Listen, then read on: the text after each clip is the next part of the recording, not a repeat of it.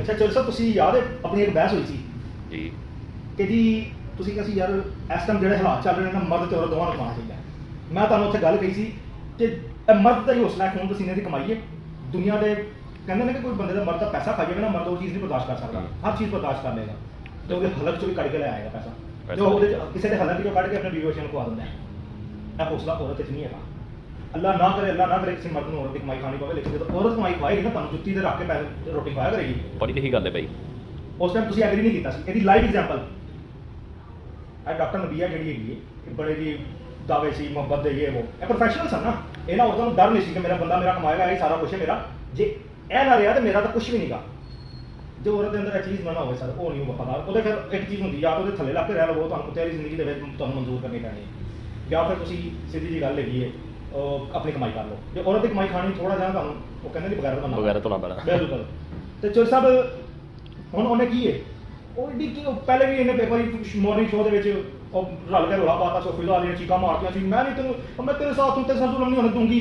ਠੀਕ ਹੈ, ਉਸ ਟਾਈਮ ਵੀ ਉਹ ਮੁੰਡਾ ਜਿਹੜਾ ਸੋਖਰ ਉਹਨੇ ਕੋਈ ਇਹਦਾ ਦਿੱਤਾ, ਉਹ ਭਾਈਆਂ ਚ ਉੱਠਣ ਬੈਠਣ ਵਾਲਾ ਬੰਦਾ ਹੈ, ਲੇਕਿਨ ਉਹਦੇ ਤੋਂ ਪਤਾ ਨਹੀਂ ਕੀ ਖੱਚ ਵੱਜ ਗਈ, ਇਹਦੇ ਨਾਲ ਵਿਆਹ ਕਰ ਬੈਠਾ ਮਾਈ ਨਾਲ। ਆਪਣੀ ਉਮਰ 36 ਸਾਲ ਦੱਸਦੀ ਹੈ, ਇਹਦੀ 46 ਸਾਲ ਤੋਂ ਘੱਟ ਰਹੀ, ਆਈਡੀ ਕਾਰਡ ਚੈੱਕ ਕਰਾਓ ਤੇ ਮੈਂ ਤਾਂ ਲਾਵਾ ਜਿੰਨੇ ਦੀ ਸ਼ਕਲ ਭਾਈ ਉਹਦੀ ਸ਼ਕਲ ਦੱਸਦੀ ਹੈ। ਮੈਂ ਉਹੀ ਦੱਸਣਿਆ।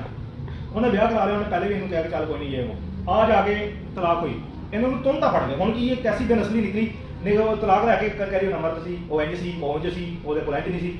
ਹੁਣ ਇੱਥੇ ਮੈਂ ਵੀਡੀਓ ਲੋਕ ਸੁਣ ਰਹੇ ਨੇ ਤੇ ਮੈਂ ਠੀਕ ਠਾਕ ਇੱਥੇ ਜਵਾਬ ਦੇ ਸਕਦਾ।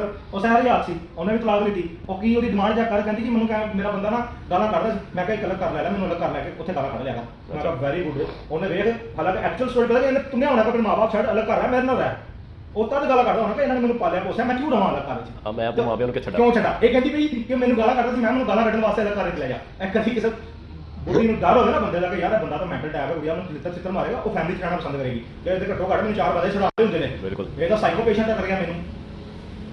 ਤੇ ਸਭ ਇਹ ਹੁੰਦਾ ਕਮਾਈ ਖਵਾਉਣ ਦਾ ਹੌਸਲਾ ਮਰਦ ਹੀ ਹੈ। ਅੱਲਾਹ ਪਾਕ ਹਰ ਮਰਦ ਨੂੰ ਇੰਨੀ ਕਮਾਈ ਦੇਵੇ ਜੋ ਆਪਣੇ ਬੀਵੀ ਬੱਚਿਆਂ ਨੂੰ ਪਾਲ ਸਕੇ, ਕਿਸੇ ਵੀ ਦਿਨ ਟਾਈਮ ਨਾ ਆਵੇ ਕਿ ਔਰਤ ਨੂੰ ਕਮਾਉਣਾ ਪਵੇ। ਬਿਲਕੁਲ। ਤੇ ਜਿਹੜੇ ਬੰਦਿਆਂ ਦਾ ਨਜ਼ਰੀਆ ਹੋਏਗਾ ਨਾ ਪ੍ਰੋਫੈਸ਼ਨਲ ਔਰਤ ਲਿਆਣੀ ਹੈ ਜੀ, ਕਮਾਈ ਵਾਲੀ, ਮੇਰਾ ਸਾਥ ਦੇਵੇਗੀ, ਉਹ ਸਾਥ ਨਹੀਂ ਦੇਵੇਗੀ, ਉਹ ਤੁਹਾਨੂੰ ਬਸ ਇੰਝ ਹੀ ਸਮਝ ਲਓ, ਉਹ ਤੁਹਾਨੂੰ ਪੈਰ ਦੀ ਜੁੱਤੀ ਤੇ ਰੱਖੇਗੀ। ਇਸ ਵਾਸਤੇ ਅੱਲਾਹ ਪਾਕ ਕੋਲ ਦੁਆ ਕਰੋ, ਹੌਸਲਾ ਫੜੋ। ਔਰਤ ਨੂੰ ਇਸਲਾਮ ਨੇ ਕਿਹਾ ਕਿ ਘਰ ਰਹੇ, ਮਰਦ ਬਾਹਰ ਜਾਵੇ ਕਮਾਈ ਵਾਸਤੇ। ਠੀਕ ਹੈ, ਤੇ ਤੁਸੀਂ ਇਸਲਾਮ ਨੂੰ ਪਸੇ ਪੁੱਛ ਨਾ ਪਾਓ, ਇਹ ਗੱਲ ਨੂੰ ਫੋਲੋ ਕਰੋ ਸਾਰੇ। ਅੱਲਾਹ ਬਿਹਤਰ ਕਰੇਗਾ, ਰੱਬ ਤੁਹਾਡੀ ਕਮਾਈ 'ਚ ਆਟੋਮੈਟਿਕ ਇਜ਼ਾਫਾ ਫਰਮਾ ਦੇਗਾ। ਜਦੋਂ ਤੁਹਾਡੀ ਔਲਾਦ ਹੋਏਗੀ, ਤੁਹਾਡੀ ਸ਼ਾਦੀ ਹੋਏਗੀ, ਜਦੋਂ ਤੁਸੀਂ ਔਰਤ ਕਮਾਉਣ ਲਈ ਲਿਆਓਗੇ ਨਾ, ਤੁਹਾਡੀ ਕਮਾਈ ਵੀ ਬਰਕਤ ਨਹੀਂ ਆਏਗੀ। ਕਿਉਂ? ਉਹ ਜਿਹੜੀ ਔਰਤ ਦਾ ਰਿਜ਼ਕ ਆਪਣੇ ਤੁਹਾਡੇ ਥਰੂ ਉਸ ਕਰਕੇ ਇਹਨਾਂ ਚੋਂ ਆਪੇ ਲੈ ਕੇ ਆ ਰਹੀ ਹੈ। ਠੀਕ ਹੈ, ਤੇ ਫਿਰ ਤੁਸੀਂ ਇਹ ਨਹੀਂ ਕਹਿ ਸਕਦੇ ਕਿ ਮੈਨੂੰ ਪਾਣੀ ਲਿਆ ਦੇ। ਬੇਸ਼ੱਕ ਭਾਈ, ਫਿਰ ਉਹ ਤੁਹਾਨੂੰ ਕਹੇਗੀ ਪਾਣੀ ਤੂੰ ਲਿਆ, ਪਾਣੀ ਤੂੰ ਲਿਆ, ਮੈਂ ਤਾਂ ਬਹੁਤੀ ਥੱਕੀ ਆ, ਥੱਕੀ ਆਈ ਹੈ। ਹਾਂ।